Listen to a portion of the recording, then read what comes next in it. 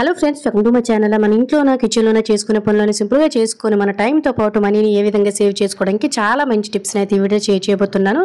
Miss చేయకుండా ending వరకు చూడండి. ఇంక ఇప్పుడైతే ఫస్ట్ టిప్ని అయితే తెలుసుకుందాం. మన ఇంట్లో ఉండే ఏదో ఒక డోర్ కానీ కిటికీ కానీ గాలి వేయగానే విపరీతంగా కొట్టేసుకుంటూ గడియలు అనేవి లూజ్ అయిపోయి గోడ కూడలు పిచ్చులు అనేవి ఊడిపోతూ ఉంటాయి కదండి. సో అటువంటి ప్రాబ్లమ్స్ ఏవి లేకుండా ఉండాలంటే ఒక మంచి టిప్నే తెలుసుకుందాం. మనం వాటర్ బాటిల్స్ కానీ జ్యూస్ బాటిల్స్ కానీ అయిపోయిన తర్వాత పడేస్తూ ఉంటాం కదా. సో అవి మనకి బాగా సపోర్ట్ చేస్తాయండి. సో వాటిని ఎలా యూజ్ చేసుకోవాలని తెలుసుకుందాం. ఒక వాటర్ బాటిల్ క్యాప్ అనేది తీసుకున్నాను. అలాగే ఒక డబుల్ సెట్ టేప్ను కూడా కావాల్సినంత పీస్ తీసేసుకొని కట్ చేసేసుకొని మనకి ఎక్కడైతే కరెక్ట్గా గడియ ఉంటుందో అంటే గాలి వేయగానే మనకి కొట్టేసుకుంటుంది. సో ఆ ప్లేస్లో ఈ విధంగా డబుల్ సెట్ టేప్ని తీసేసుకొని ముందైతే మనము వాటర్ బాటిల్ క్యాప్ను కూడా తీసుకున్నాం కదా, దాన్ని ఈ విధంగా వీడియోలో చూపిస్తున్న విధంగా చక్కగా ఇలా మనం ఫింగర్తో ప్రెస్ చేసామనుకోండి బాటిల్ క్యాప్ అనేది అస్సలు ఊడిపోకుండా ఉంటుంది. ఎప్పుడైనా మనకి సడన్గా గాలి వేసిన కూడా మనం చూసుకోకుండా వదిలేసిన కూడా ముందే సేఫ్గా మన ఇంట్లో ఉండే కిటికీలు కానీ డోర్స్ కానీ ఒక వాటర్ బాటిల్ క్యాప్ సెట్ చేసి వదిలేసామనుకోండి మనకు అసలు ఎంత గాలి వేసినా కూడా నా వాటర్ బాటిల్ క్యాప్కే గడి అనేది టచ్ అవుతుంది కాబట్టి సౌండ్ రాదు, గోడ పెచ్చులు ఊడిపోవు, గడియ కూడా మనకి డ్యామేజ్ అవ్వకుండా ఉంటుంది. యూజ్ అవుతుందండి, తప్పకుండా ట్రై చేయండి. ఇంకా సెకండ్ టిప్ అయితే తెలుసుకుందాము. మన కిచెన్లో ఉన్న రేషన్ సరుకులు అనేవి తెచ్చుకుంటూ ఉంటాం కదా. ఇందులో ముఖ్యంగా మనకు అటుకులు కానీ లేదంటే కొమ్ము శనగలు అనేవి చాలా తొందరగా పురుగు పట్టేస్తూ ఉంటాయండి. కొమ్ము శనగలు ఎంత స్ట్రాంగ్గా ఉన్నా కూడా కొన్ని రోజులకి మనకి పురుగు అనేది స్టార్ట్ అయిపోతూ ఉంటాయి కదండి. అలాగే అటుకులు అనేవి మనకి క్రిస్పీనెస్ అనేవి పోతూ ఉంటాయి, జిడ్డు స్మెల్ కూడా వచ్చేస్తూ ఉంటుంది. అలా మనకి 6 నెలల సంవత్సరం అయినా కూడాను రేషన్ సరుకులు అనేవి అస్సలు పురుగు పట్టకుండా వాటి క్రిస్పీనెస్ పోకుండా జిడ్డు పట్టకుండా ఉండాలంటే ఒక మంచి న్యాచురల్ టిప్ అయితే తెలుసుకుందాము. ఓన్లీ ఇవే కాదండి, మన రేషన్ సరుకులు ఎక్కువ రోజులు స్టోర్ చేసుకోవాల్సిన సేమీ లాంటివి సగ్గుబియ్యం లాంటి వాటిలో కూడా మనం ఈ విధంగా చేసుకోవచ్చు అనమాట. ఏమీ లేదు, ఎండుమిర్చి అనేది కిచెన్లో ఉంటుంది కదండి.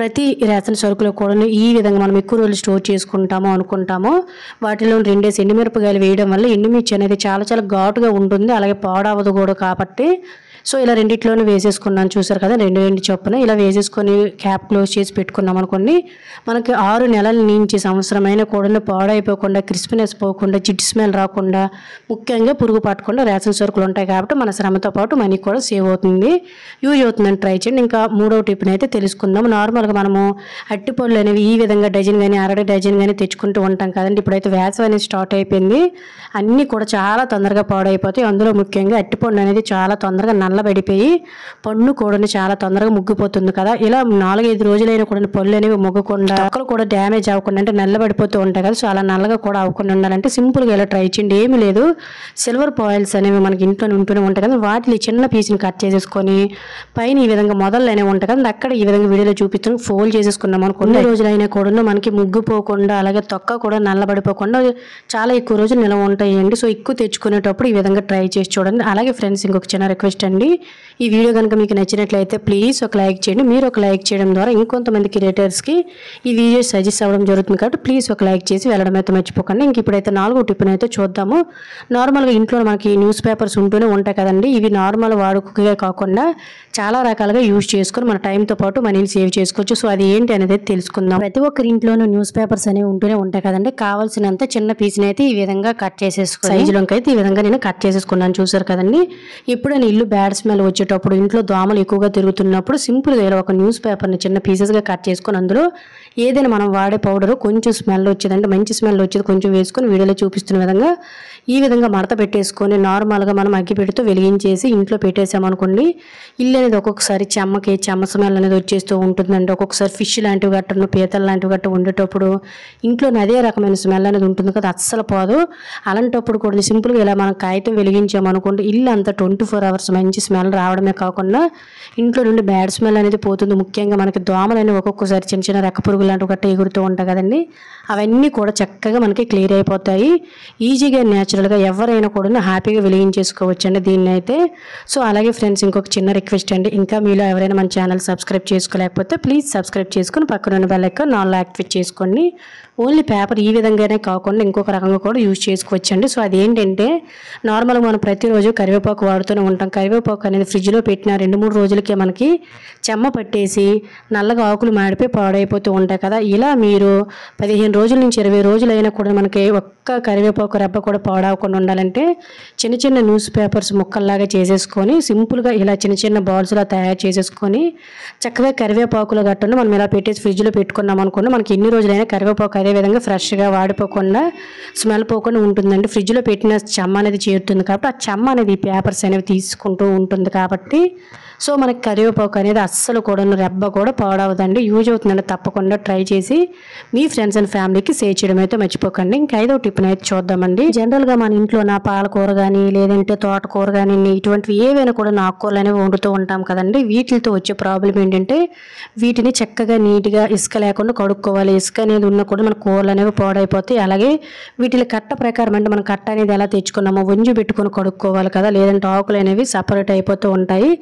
ఇలా ఎక్కువగా శ్రమ పడకుండా సింపుల్గా కడుక్కొని ఎటువంటి కత్తిని కూడా యూజ్ చేయకుండా సింపుల్గా కట్ చేసుకోవడానికి మంచి సింపుల్ ట్రిక్ అయితే తెలుసుకొని మన టైంని అయితే సేవ్ చేసుకుందాము అంటే. సో నాకు ఎంత ఆకుకూర కావాలో అవసరంకి తగ్గట్టు కొంచెమే నేను తీసుకున్నాను.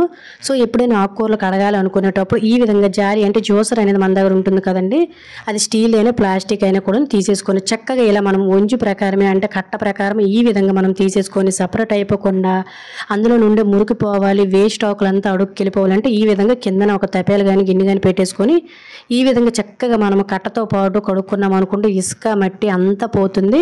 అలాగే వేస్ట్గా మనకి వాడిపోయినవన్నీ కూడా ఉంటాయి కదండి, సో ఆ ఆకులు కూడా సపరేట్ అయిపోతాయి.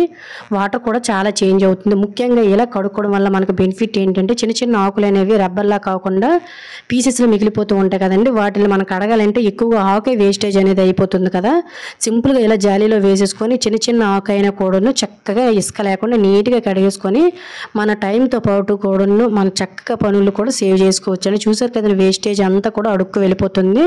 సింపుల్గా ఆకుకూర కూడా చాలా నీట్గా కడుక్కోవచ్చు. సో ఇప్పుడైతే సింపుల్గా ఎలా కడుక్కోవాలో తెలుసుకున్నాం కానీ సింపుల్గా కత్తి లేకుండా ఎలా కట్ చేసుకొని మన టైం అనేది చాలా వరకు సేవ్ చేసుకోవాలో తెలుసుకుందాం. సో ఈ విధంగా మనము వంజుతో పాటు కడిగేసాం కాబట్టి కట్ చేసుకోవడం కూడా చాలా సింపుల్ అండి. వితౌట్ కత్తితో ఓన్లీ మనము ఇలా ఆకుకూరలు వెజిటేబుల్స్ కట్ చేయడానికి కత్తి కాకుండా కత్తెర కూడా చాలా బాగా యూజ్ అవుతుందండి. వీడియోలో మీరు క్లియర్గా చూస్తారు కదా, ఏమీ లేదు వంజు ప్రకారం ఈ విధంగా వీడియోలో చూపిస్తున్న విధంగా చక్కగా చేతితో పట్టుకొని ఇలా హ్యాపీగా మనము చాలా స్పీడ్గా 2 నిమిషాల్లోనే ఎంత ఆకునైనా కూడా ఈజీగా కట్ చేసుకోవచ్చు నచ్చిన సైజులో.